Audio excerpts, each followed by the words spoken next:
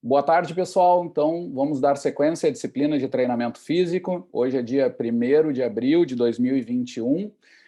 A aula é sobre métodos de treinamento de flexibilidade, né? Métodos ativos, isso, né? Ativos. Que vai ser apresentado pela Marina e pelo Luiz. Tá? Vamos lá, a gente está comigo mesmo, então já vou compartilhando aqui.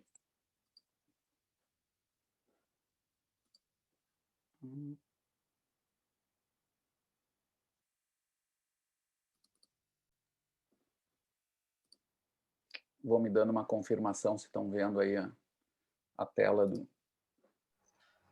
Sim! Grazie. Vamos lá. Boa tarde, então, pessoal. Meu nome é Marina. Eu vou estar apresentando hoje, junto com o Luiz Gustavo, o nosso trabalho sobre métodos de treinamento de flexibilidade, mais especificamente, então, sobre métodos ativos. Para facilitar um pouquinho o entendimento do conteúdo, a gente dividiu a apresentação em alguns tópicos principais, começando, então, por uma breve introdução de conceitos básicos, linkando com alguns fatores associados à flexibilidade, para depois apresentar os métodos propriamente ditos, e finalizando com uma pequena discussão em cima de alguns artigos que a gente selecionou e uma conclusão.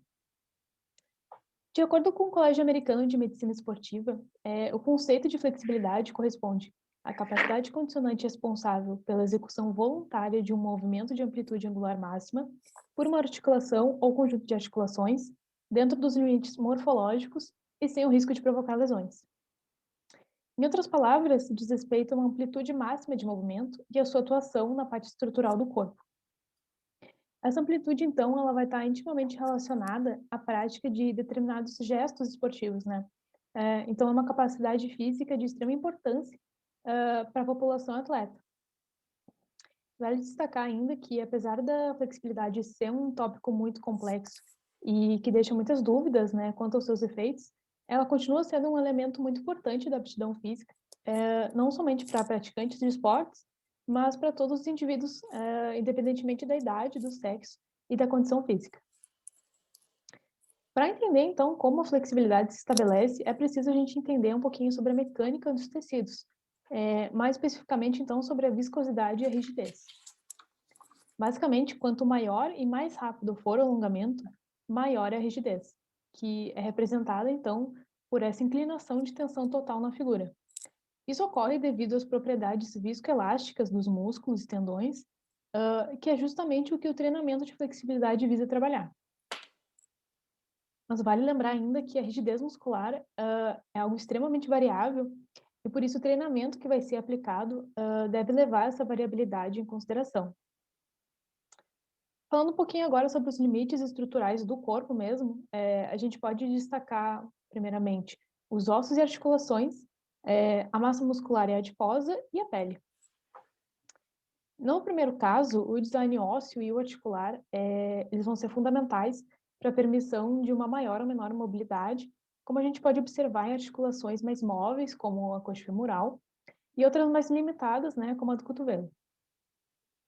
Quanto à massa, é possível a gente dizer que tanto a muscular quanto a adiposa, elas vão exercer uma certa influência na flexibilidade, porque interferem no ângulo que a articulação pode atingir.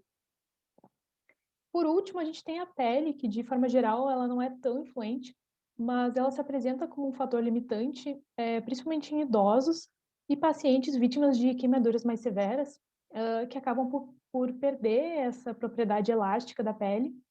E no caso desses pacientes, né, alguns movimentos acabam se tornando muito dolorosos. Outros fatores, então, que podem influenciar a flexibilidade estão ligados ao sexo, à idade, a um aquecimento prévio ao alongamento, a hora do dia e a sensação de dor.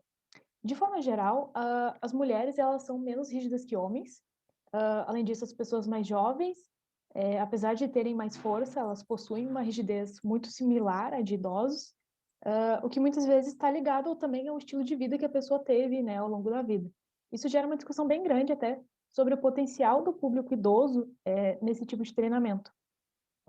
A hora do dia também afeta a flexibilidade por ter uma ligação com a temperatura corporal e a temperatura ambiente, que vai influenciar sobre a viscosidade dos tecidos, né? E isso traz maiores resultados e também menos dor para o nosso aluno.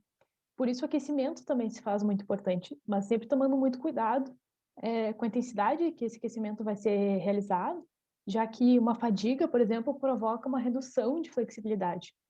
Por isso, também não é indicado realizar um treino específico assim, de alongamento após treinos muito intensos e muito complexos. Por fim, a dor também é um fator mais psicológico e também muito individual. Ela deve estar presente nos treinamentos de flexibilidade, mas não tem necessidade de ser uma coisa muito exagerada. Boa tarde, então. Meu nome é Luiz. Eu vou dar continuidade aqui ao nosso trabalho, falando sobre os métodos de alongamento. Então, para que serve, o alongamento? O alongamento visa a manutenção dos níveis de flexibilidades obtidos e a realização dos movimentos de amplitude articular normal, com o mínimo de restrição possível. Então, os alongamentos são classificados em ativo, passivo e controlado. No nosso trabalho, a gente vai falar apenas sobre o alongamento ativo. Então, o que seria o alongamento ativo? É quando há ativação muscular na região alongada, Ou seja, quando a ação sobre uma determinada articulação é exercida por uma força interna, pelo próprio músculo responsável pela ação da articulação. Então, dentro desse alongamento ativo, existe o alongamento estático e o alongamento dinâmico.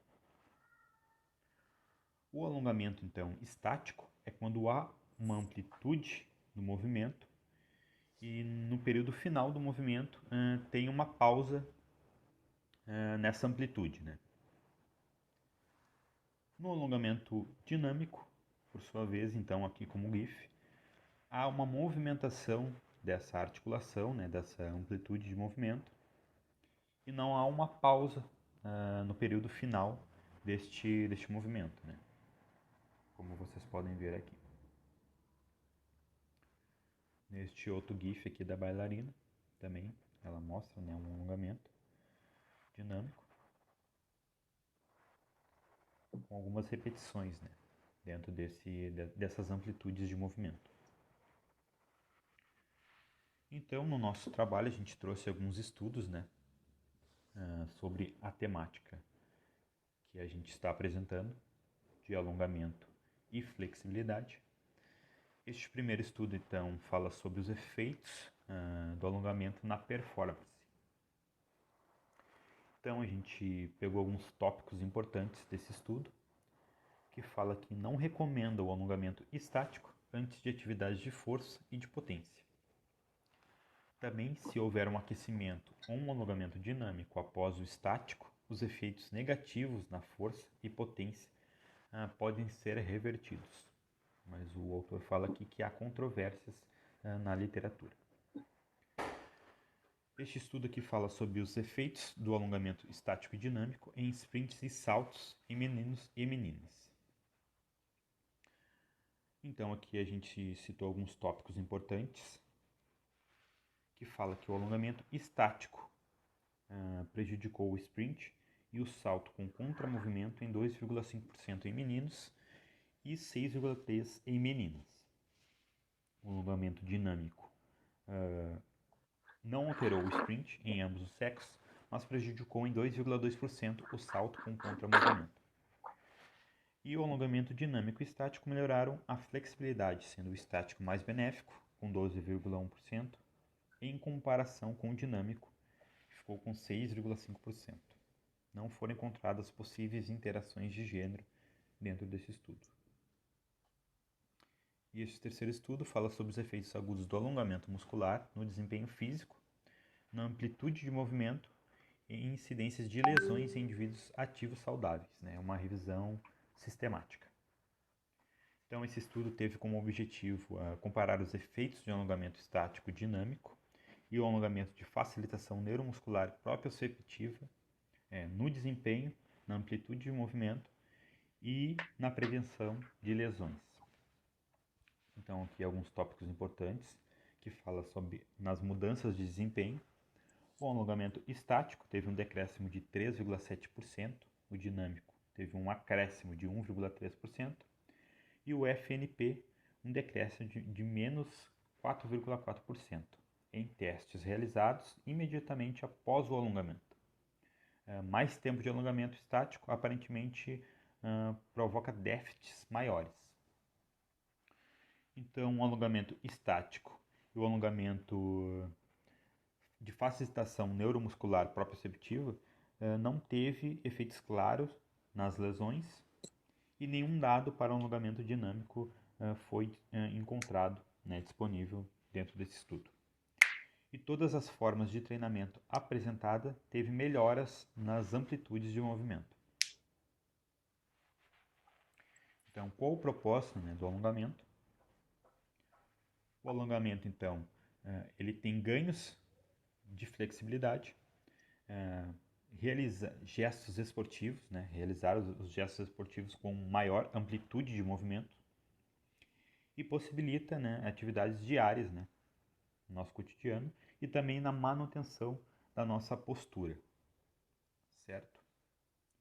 Então, obrigado e até a próxima.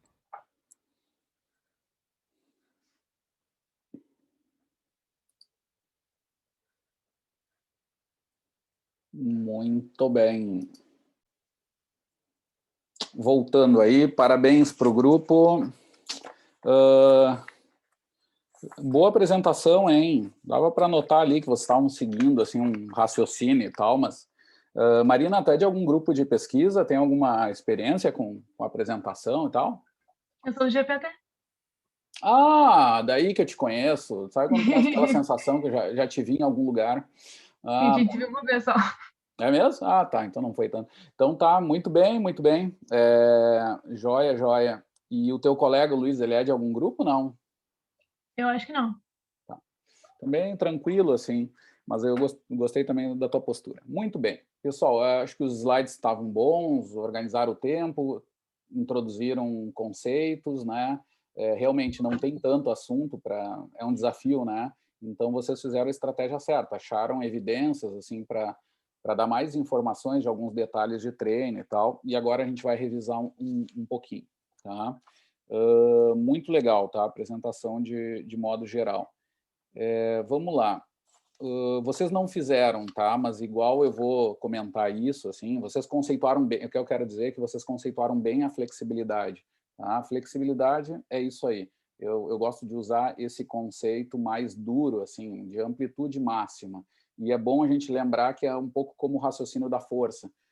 Não adianta dizer que qualquer movimento gera tensão, gera força. Isso não adianta quando eu falo de treinamento de força. Eu tenho que dizer que são situações onde meu músculo produz forças máximas ou próximas delas. Aí tem sentido o treinamento de força, né? E a flexibilidade é a mesma coisa. Não adianta dizer que são movimentos com amplitude X, né? Não, eu tenho que dizer que vai ter sentido para treino de flexibilidade quando eu executar gestos na minha amplitude máxima de movimento ou próxima dela. E aí tem aquela discussão do quanto é o máximo, que é ligado à dor também, fora a questão física, né? Tem essa questão que vocês colocaram bem, assim, de modo equilibrado. Tá? Eu gosto de trazer isso também. É engraçado quando tu vê gente falando de o treino de flexibilidade correto não pode sentir dor. É muito estranho isso. Muito atleta que treina e melhora a flexibilidade em níveis absurdos não fala isso, né?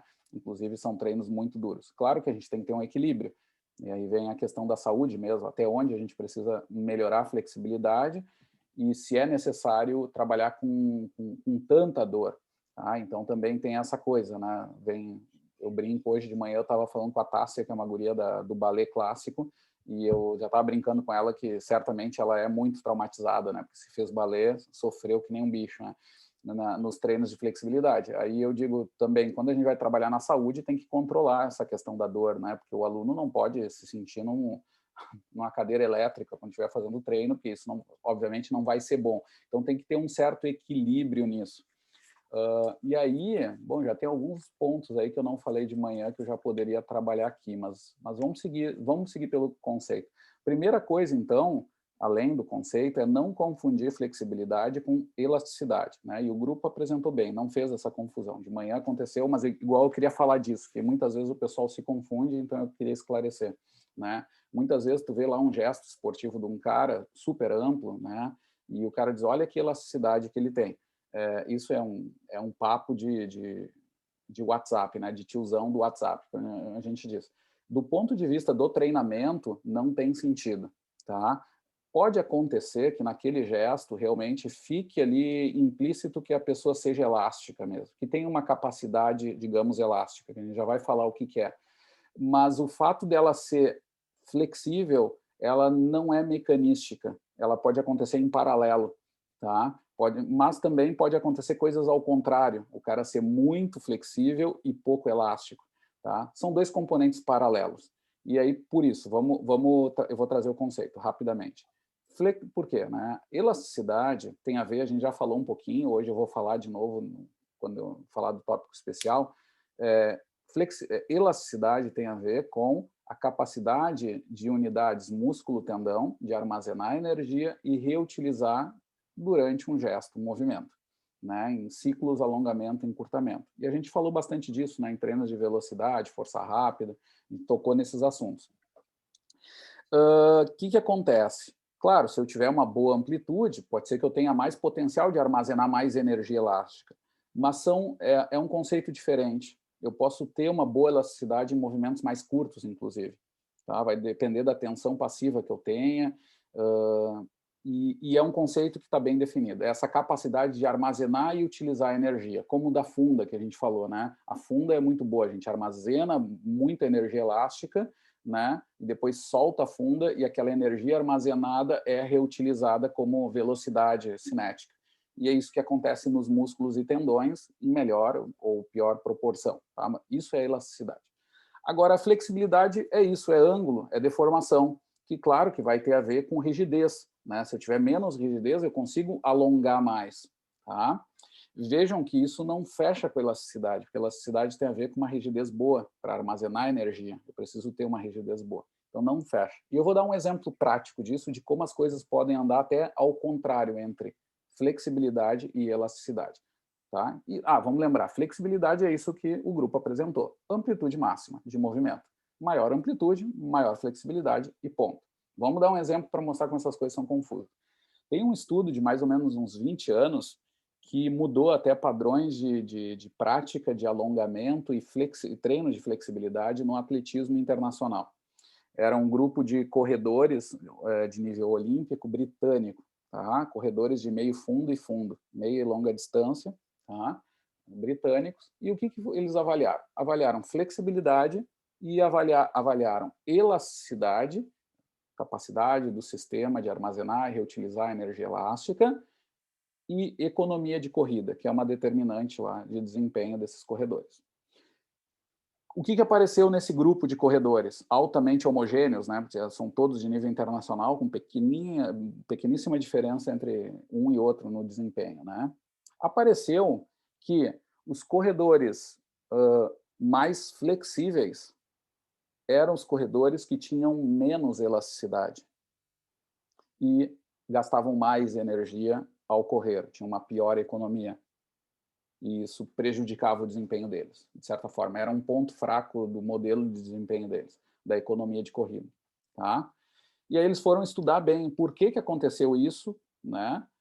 Que chamou a atenção, porque aí que está, a gente tem que lembrar, corredores de alto nível, equipes de atletismo de alto nível, o que eles fazem comumente? Eles fazem muito treino de flexibilidade. E até 20 anos atrás faziam muito mais.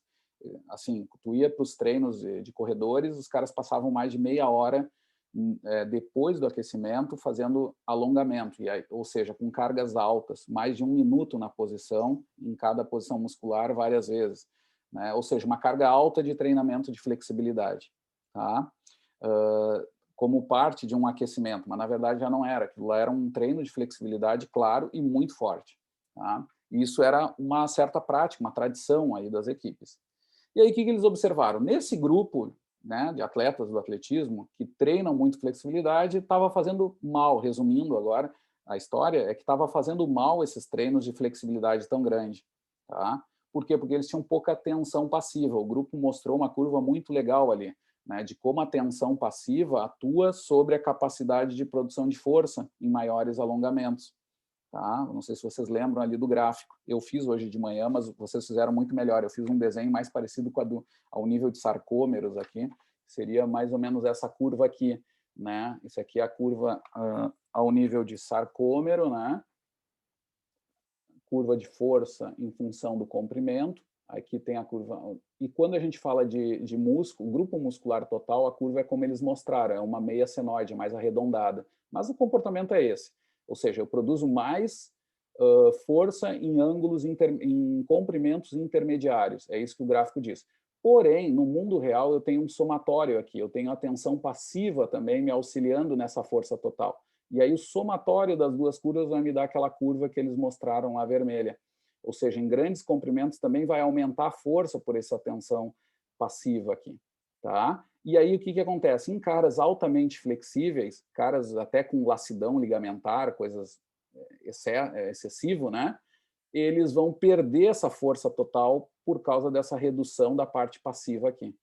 Tá? Então, isso não é bom. E o ciclo alongamento-encurtamento também vai estar prejudicado, porque vai ter uma unidade músculo-tendão sem tensão passiva suficiente para usar as propriedades viscoelásticas, resumindo. Tá? Isso prejudica, no final das contas, a economia de energia. Eles precisam ativar mais músculos para produzir lá um X tensão, torque para o exercício, durante o gesto da corrida. Né? Então, ou seja, naquele grupo, ter muita flexibilidade foi ruim. Os caras que tinham menos flexibilidade daquele grupo altamente treinado eram mais econômicos, impactava melhor para o desempenho deles. E aí o que se apareceu de 15, 20 anos para trás, naquela época, né, para agora? Eles começaram a mudar os regimes de treinamento, começou a se indicar para se treinar menos. E aí vem uma mensagem importante que tem a ver com princípios do treinamento que a gente tem falado desde o primeiro dia. O treino de flexibilidade, embora não seja metabólico, ele está dentro dos princípios do treinamento, né? Que a gente sabe que não tem que sempre ser quanto mais melhor.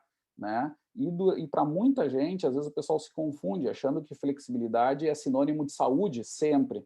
Mas como tudo na vida, tem um ponto otimizado.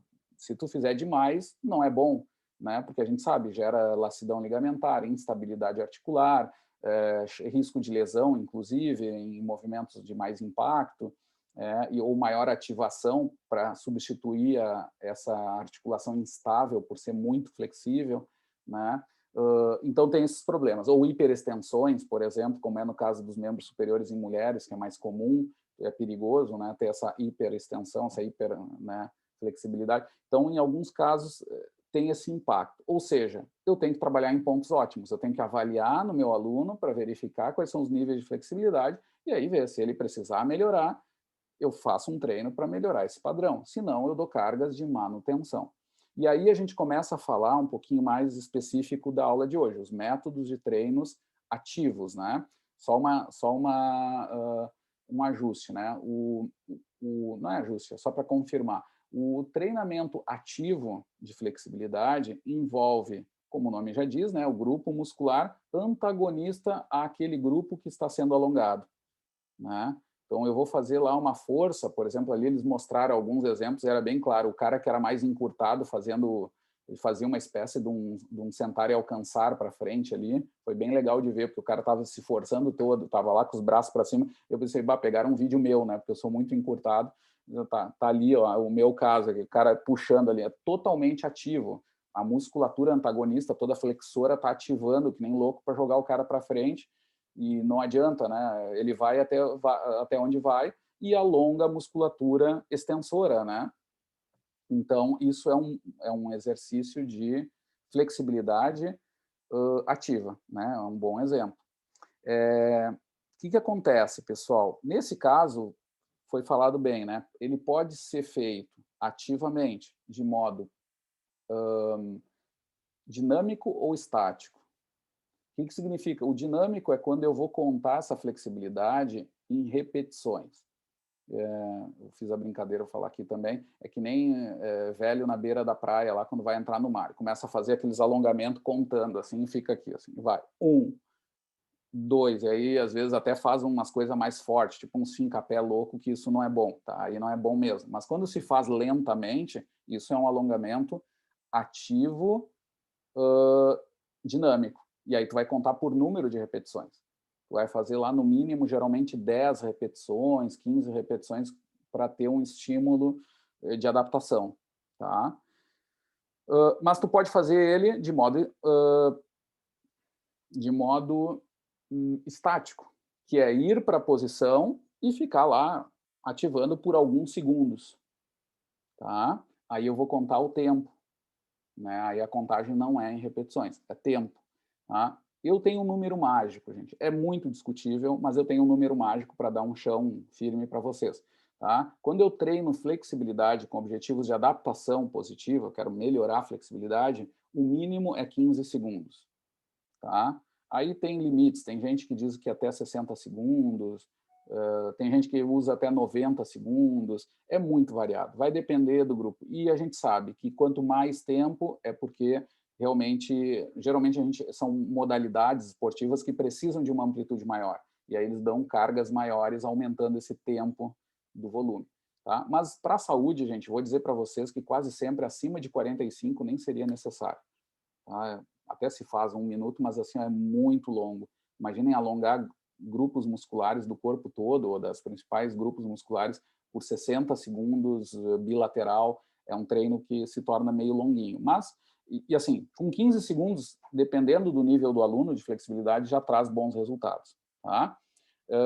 2, 3 repetições seria nesse caso, 2, 3 vezes os 30 segundos, 15 segundos. Tá? Que mais, gente? Essas são as cargas, isso que eu queria trazer para vocês. Tá? Essas são as cargas que a gente vai fazer. Ou séries de repetições, quando é dinâmico, ou séries de tempo, né? 2 a 3 repetições de 15 segundos, de 20 segundos. Aí é o estático, né? Eu vou para a posição e paro lá tantos segundos. Ok? Essas são as cargas tradicionais. Outra coisa, nós vamos ver na próxima aula que depois nós vamos ver os métodos passivos. Qual é a regra do passivo? É que o motor principal não é o músculo antagonista em relação àquele que está sendo alongado. É uma força externa, mas cuidado, não é externa sempre ao corpo, pode ser externa. Exatamente, o exemplo lá do meu videozinho, sempre dou esse aqui, né, que é mais fácil mesmo para visualizar. Tá? Então, esse aqui é o método, né, no caso ali passivo. Eu tenho uma força externa, mas na verdade vem do corpo mesmo, né? Vem aqui do braço que eu vou alongar e faço. Tá? É externa em relação à articulação de análise. Tá? É isso aí. E uma dica, nesse método que a gente vai ver na próxima aula, ele induz a maiores adaptações, e o grupo mostrou isso mesmo em alguns casos ali, nesse método do que no método ativo, em geral. O método ativo traz menores adaptações. Tá? Então, pode ser uma dica de montagem de treino de flexibilidade, é fazer o método ativo primeiro, porque dá um pouco menos de carga, e o passivo depois, porque tu aumentaria a carga, então tu teria uma progressão de carga, você poderia escolher métodos para trazer isso. E também tu poderia ainda colocar novamente o método ativo no final, em situações que tu queira te aproximar da condição do exercício, situações típicas, assim, que tu quer específicas, né? De ações esportivas, etc. Tá? O único cuidado ali que o grupo, eu só diria que quando teve ali, eu vou dizer uma japonesa, uma de origem, sei lá, asiática, fazendo o gesto com a perna para cima e para baixo, o gesto estava muito rápido, tá? Então é um bom exemplo para mostrar que aquilo ali já está beirando o balístico. Se eu pudesse resumir, seria um balístico. Embora não seja super forte, mas seria mais balístico do que dinâmico. O dinâmico deveria ser feito mais lentamente. E aí, nesse exercício mesmo, é mais difícil, porque toda a perna se elevando é meio difícil. Mas tem um gesto que é muito parecido com aquele que foi mostrado pelo grupo, que é uma flexão e extensão de quadril, ali típica, olhando de lado, que é o que o pessoal do balé faz muito, que é o controlado. Eles vão, mas aí é feito lentamente, vai para a posição e fica alguns segundos naquela posição. Tá? E aí volta, é um pouco diferente, mas o gesto em si geral é parecido com aquele ali, só feito em velocidade diferente. Esse é o controlado, que envolve um dinâmico, depois junto ao somado de um estático, porque tu vai para a posição lento, né, elas ficam de lado lá para a barra no balé, aí vão para a posição e fica lá segurando 5, 6 segundos, aí volta, e fazem de novo isso, algumas repetições, tá? Então, isso seria um método controlado, tá? Bem lento, o nome já diz, controlado. Que mais, gente? Só Diga. uma perguntinha. Então, o alongamento esse balístico, ele é considerado um ativo? Sim, ele é ativo. Tá? Ele é ativo, está dentro dos ativos, assim, mas muitas vezes é considerado como um outro método, balístico, Uhum. simplesmente. Tá? Eu fiquei nessa dúvida até, a gente colocou aquele GIF Mas ele é ativo representando um mesmo. pouco o balístico, mas meio na dúvida, assim. Tu tem razão. Ele é ativo, de certa forma ele é. Só que mesmo, geralmente ele é tratado não como ativo, e sim como balístico mesmo, o nome já por Sim. si, né? Tá? Mas não deixa de ser ativo mesmo. Só que assim, ó, gente, eu vou dizer, o balístico, claro que ele foi para a área da saúde, geralmente não tem motivos para se fazer, porque tu tem riscos durante o exercício de algum tipo de lesão. Agora, em algumas modalidades, ele é ao contrário, ele é obrigatório. São exceções, tá? Mas em gestos que vão se assemelhar com isso mesmo. Né? Então, o balé mesmo, a bailarina, antes da apresentação, se ela vai ter que fazer aqueles gestos muito loucos deles, ela vai fazer um aquecimento que também vai envolver o balístico, tá? Em alguma situação, e vai fazer também controlado ela.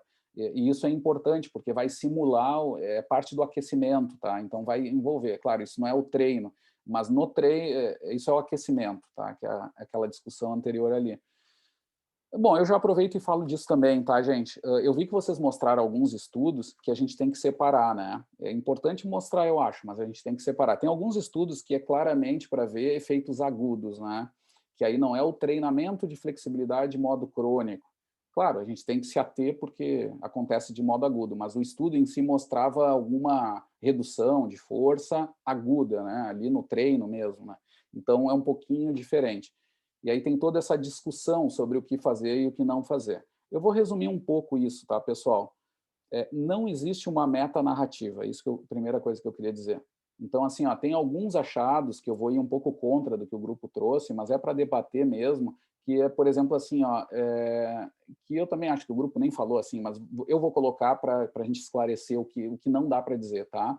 Assim, ó, aquecimentos com alongamento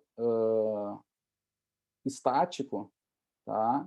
E passivo são proibidos no exercício geral. Tá? Não dá para dizer isso, né? E não foi mesmo que o grupo disse, mas eu estou forçando um pouco aquilo que apareceu em alguns estudos, tá? E aparece mesmo. Tem alguns estudos que mostram que o método passivo traz alguma redução de força, aí foi explicado lá. Mas essa regra não pode valer para todos os casos, tá? E aí eu vou resumir um pouquinho a história dos estudos dessa discussão aí de ter ou não aquecimento com alongamento e se isso prejudica ou não algum desempenho de força e coisa. O que acontece? Até os anos 90, pessoal, o alongamento antes era sinônimo de saúde, tá? E aí eu brinco, trago lá de novo o exemplo do velho na beira da praia. Né? Ele quer entrar na água, então ele quer mostrar que é o cara saudável, quer se fazer para o neto, para a família, e aí com aqueles calçãozinho anos 80 lá, tá lá ele fazendo aqui e fazendo aqueles trinca coluna, né? Para cá, para lá, aqueles giros, que aquilo é lindo, né? Para saltar algum problema na coluna vertebral, né? E aí ele vai lá e entra na nossa água gelada, a coisa mais linda, né? No nosso chocolatão. Imagina, é fácil de imaginar a cena, né? A gente é tudo gaúcho, né? Então fica mais fácil. Então, olha só, gente. Era isso que se pensava. Eu tinha um chefe, por exemplo, da natação, que ele observava os professores de natação e hidro. Eu dava aula num horário nobre numa academia ali na Cidade Baixa. E ele olhava de longe, através de um vidro, que era uns 15 metros longe da piscina, e uma das coisas que ele cuidava, que depois eu descobri, era se o cara fazia alongamento ou não no início da aula. E ele dizia, se não tem alongamento, está errado, né? Porque evita a lesão. Esse era o discurso. Tá? Então, porque era sinônimo de saúde, quando parece era alguma coisa que estava muito ligada à saúde. O que acontece? Nesses anos 90, começou a se descobrir, com uns estudos um pouco mais estruturados, que fazer ou não alongamento não reduzia o risco de lesões.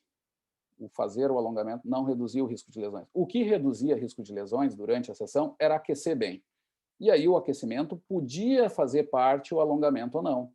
Então, quando se fazia o alongamento, reduzia também o risco de lesão igual. Agora, quando tu aquecia de outra forma, que era sem alongamento, com um bom aeróbico, imobilização articular, vários estudos não mostravam diferença, que aumentava a frequência de lesão, né, e ligado, muito menos mecanístico, assim, né? Bom, então se quebrou essa coisa. Não é mais obrigado a alongar. E aí começou a aparecer alguns estudos, né? A gente viu alguns aqui, mas tiveram outros, que começaram a mostrar que se tu alongasse, reduzia desempenho de força e potência, né? Força rápida, em algumas condições. E aí começou a aparecer a religião para o outro lado. Tá? Eu ouvi de colega da URGS, em reunião aberta, dizendo assim, mas como é que pode? Tem gente que ainda alonga no início de aula. E aí aquela sensação, né, porque a metade devia alongar, aquela sensação de vergonha, assim, né, ai meu Deus, né, sabe, aquelas opinião forte, tipo, não era o Álvaro, tá, mas não era mesmo, mas imagine um Álvaro, quem é que ainda faz esse tipo de merda, alongar no início de aula? Aí todo mundo congelado, assim, né, meu Deus, que vergonha e tal. Bom, aí o que acontece, pessoal? Começaram a fazer uma interpretação errada, né, é o indutivismo ingênuo, é a partir de alguns casos particulares acharem que isso vai sempre acontecer para todos os casos. Tá? E aí eu vou chegar na conclusão. Tá? As evidências de maior nível quase sempre mostram que alguma redução aguda, estamos falando só de agudo, não crônico, alguma redução aguda de um alongamento durante a sessão acontece quando eu tenho cargas que não são de alongamento, quase sempre são de flexibilidade mesmo, que são acima de 15 segundos, especialmente acima de 30 segundos. Isso são os mais comuns, assim, aparecer algum risco. Que eu vou dizer para vocês, no campo da saúde, tu conseguir fazer um aluno que fique 30 segundos em posições, vai fazer um alongamento geral de 30 segundos em cada posição é quase um milagre, né? Tá? Quando a gente consegue 10 segundos, a gente está batendo palma no meio do alongamento, tá? Mas na realidade. Então, começou a se fazer isso, mas então tem esse limite que a gente tem que ver. E quase sempre é muito curto, gente. Quando é, por exemplo, hoje de manhã a gente viu um estudo, eu perguntei um pouquinho mais, porque o aluno sabia, tá, Marina? Mas não precisa responder. Mas, por exemplo, teve um estudo ali, que eu não sei se era o mesmo até o do de vocês, mas que mostrava uma redução de força. A redução de força, gente, era em 5 minutos. Tá? A pessoa alongava aqui a região e depois aplicava a força, saía correndo para o lado do equipamento e fazia força e tinha redução. Aí eu já disse, não, gente, isso acontece entre 30 segundos e 60 segundos, reduções de força que não passam de 20 minutos, às vezes é 5, às vezes é 10, tá? Em geral. Isso é um pouco individual também, mas é pouco tempo. Então, até isso se diz, é só tu mudar a ordem dos exercícios que esse efeito também desaparece, tá? Vários estudos com saltos, aí tu pega, por exemplo, um jogador de vôlei que treina durante 2 horas e a redução dura 25 minutos, e os caras só do aquecimento até a parte principal, onde vai ter a potência, já foi o efeito. E aí o pessoal se prende lá no estudo tal que acontecia em 15 minutos a redução. Então, assim, é muito discurso por uma coisa que não é um problema. É tipo assim, é coisa que, claro, vende, né, a ideia. Olha, gente, reduz força, atenção, e aí parece que muda tudo, porque é perigoso. Mas no mundo real, gente, na realidade de treinos que são muito mais longos, em vários tipos de atletas, isso não é um grande problema. E outro mais, a maioria desses estudos não avalia depois a redução crônica dessa força. E isso é mais difícil ainda se ver. Mesmo que a pessoa faça um treino com redução de força, que não é muito bom, na verdade, daí a dizer que isso vai prejudicar a longo prazo é mais arriscado ainda, tá? Acontece algumas situações, mas é muito arriscado. As cargas têm que ser muito altas e geralmente fora do que se... Para vocês terem ideia, um dos estudos do Fowler, por exemplo, era uma carga de mais ou menos, gente, 20 minutos, 33 minutos num grupo muscular. Eu digo que era treinamento de contorcionista, porque ninguém faz flexibilidade por mais de 1 minuto, assim, ou é sofredor mesmo, ou faz yoga, ou é contorcionista, né, de circo, né? E aí a redução de força durava 2 horas. 2 horas. E aí realmente tem que cuidar, né? E realmente tem seus problemas. Eu falei até do balé com essa aluna e tal, e falei do yoga. Tem várias situações de extrema flexibilidade que os alunos sentem muito, e muito atleta sente depois que termina o seu período de treinamento, quando eles reduzem a força e aí eles sentem o peso de toda essa carga na estrutura mesmo das articulações. É gente com muita dor, gente com processos até iniciais de artrose, porque, claro, eles vão caminhar depois sem ter uma força tão intensa para segurar esses desequilíbrios que eles produziram durante muitos anos, né? Então, isso leva eles a muito problema ortopédico, aí, que é o que a gente vê em bailarina mais velho, né? Ex-bailarina, ex-cara que fizeram esse tipo de treino mais intenso, tá? Bom, fechei um pouquinho essa parte. Deixa eu ver. Otimização, passivo. Vocês falaram ali sobre a questão da idade, tá? O que que acontece? Adaptações morfológicas é bastante confuso, tá, gente? É bastante confuso. Tem vários dados que mostram que não muda, tá? Agora, a gente tem que lembrar que flexibilidade não é só rigidez, tá? E aí entra uma questão. Por exemplo, se a gente vê curva, eu mostrava no meu semestre anterior uma curva lá que era do grupo do PROESP, do professor Gaia e da professora Annelise, tá? Que era a curva do sentar e alcançar, é um teste funcional de flexibilidade, né, muito prático e tal, em gente ao longo de populacional, era dos 8 aos 80 anos, né? Aí a curva era típica, parecida com a da força. A flexibilidade ia alta até os 20 anos, 30 anos, mais ou menos, e depois caía mais lentamente ao longo do envelhecimento. Ou seja, tu tinha uma flexibilidade maior aos 20, 30 anos. Mas tem que lembrar que isso é muito devido até a uma produção de força maior. Provavelmente está relacionado isso em nível populacional. Mas é importante a gente saber, porque a flexibilidade é essa, o cara vai encostar no pé ou não, e isso tem a ver com funcionalidade, né? Eu tenho que amarrar meu tênis, o idoso vai sofrer. Além da fraqueza para ele chegar lá no pé, possivelmente também esse padrão de flexibilidade geral vai estar influenciando, tá? Então, a gente tem que considerar, alguns marcadores mostram essa redução, tá? Mas não é por algum fator morfológico, geralmente, é muito mais pela uma redução de produção de força e alguma mudança estrutural ali, que não é ligada só a músculo-tendão. Vocês falaram muito bem sobre a questão do aquecimento, do calor, tá? Eu queria só tocar um pouco mais nisso e dar uns números mágicos que é bom da gente lembrar, tá? O calor corporal vai interferir sobre a resposta de flexibilidade, de modo agudo, tá? Não significa que vá diminuir ou aumentar o potencial de ganho de flexibilidade, não é isso. Mas eu sei que a resposta aguda vai mudar. Tá? O nosso pico de temperatura corporal, nosso relógio biológico, que é um dos principais marcadores, que é o do calor, ele tem mais ou menos seu pico em torno das 6 horas da tarde. Tá? Isso depende de, sei lá, de ritmo, tem muito esse ano aí de vocês que viram noite fazendo festa, talvez esse relógio vá para o espaço, mas em geral o pico é às 6 da tarde e depois cai durante a noite, e a gente tem uma percepção de frio, porque tem vários marcadores endócrinos que confirmam isso, e também a nossa atividade, né, metabólica, né, vai fazendo essa curva toda, que é linearmente ligada ao calor corporal. Tá? Ou seja, quando eu vou treinar, isso na prática significa o seguinte, quando eu vou treinar de manhã, eu tenho menos flexibilidade do que de tarde. Tá? Se eu fizer o mesmo estímulo com o meu aluno, eu posso compensar isso aquecendo um pouco mais de manhã, tá? Isso em parte vai melhorar, porque a temperatura corporal ela é importante para essa resposta aguda, tá? Quanto mais quente eu estiver, realmente eu melhoro a flexibilidade em vários parâmetros. Talvez não todos, mas em geral é assim. Que acontece? Professor, então eu faço depois de um tiro louco lá, um treino fortíssimo, né? Não. Também não. Fadiga, musculatura fadigada não é recomendado.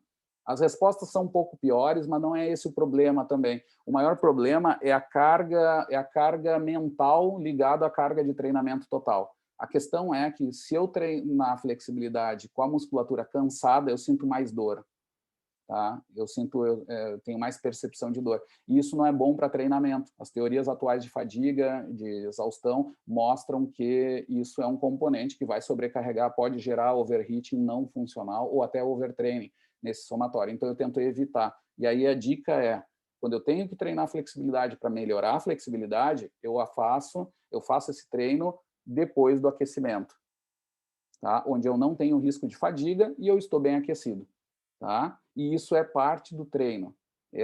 E aí a gente já vê uma separação. Tá? Treino de flexibilidade não é aquecimento. O que é aquecimento com alongamento quase sempre podem ser usados, tá, como cargas de manutenção. Meu aluno atingiu metas de flexibilidade e eu quero dar algum estímulo de manutenção. Aí eu posso dar algum estímulo de 5, 10 segundos, até 15, usando aquele número mágico, né? Então, não passando de 15 segundos, que para aquecimento já está bom, tá? Tem isso, mas é aquecimento. Não confundam com treino de flexibilidade. Treino de flexibilidade precisa ter um espaço ideal no treino, tá? Aí tem que negociar, tem vezes que o aluno não consegue, mas na maioria dos locais que não é de saúde, é treino para atletas e coisa, tem espaço para isso na parte principal da aula mesmo, tá? Que mais, gente? Idade, falamos.